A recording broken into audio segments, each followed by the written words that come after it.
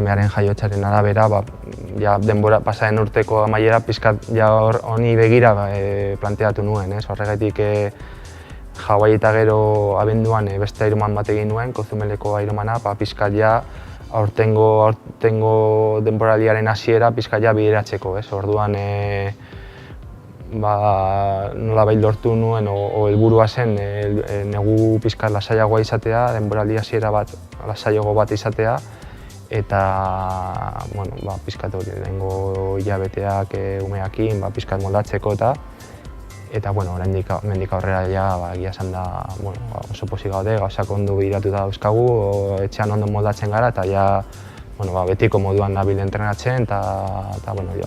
hurrengo frogetan pentsatzen eta egutegia pizkat hobeto estrukturatuta eta helburu konkretu batzuekin eta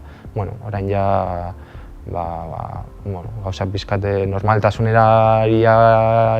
bueltatzen eta betiko moduan, batez ere pozik familiakin eta motivazio extra batekin, noski. Pasaren urtean neukan puntuak gehitzeko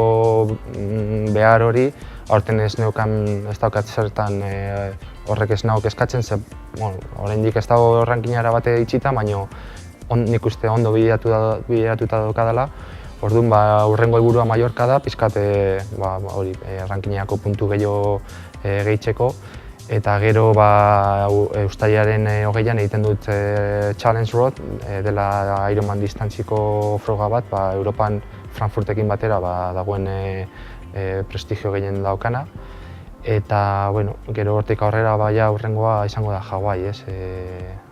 noski denboraldiko helburu nagusiena Hawaii da eta bigarren parteko,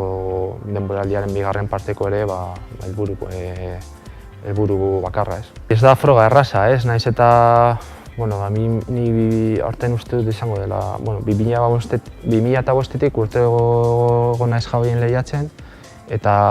hala ere urteak pasatzen badia ere eta noski hartzen duzun esperientzia horrek laguntzen dizu gero lehiatzeko orduan, baina ez da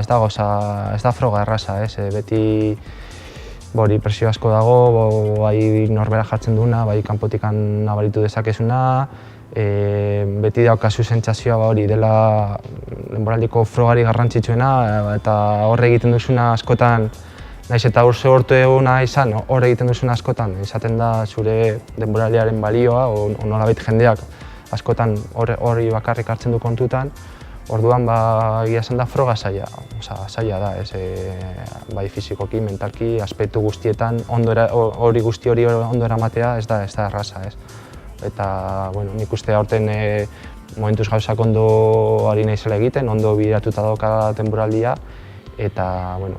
negua lasaiago hasi dut eta nik uste horrek ere lagunduko didala nolabait urrian freskotasun gehiago izatera eta bai mentalki, bai fizikoki eta saiatuko gara, lan egingo dugu ahalik eta hoberen froga horri aurre egiteko eta behingoz, azken urteak ez dira onak izan, behingoz nire rendimendurik onena ematen dudan bertan.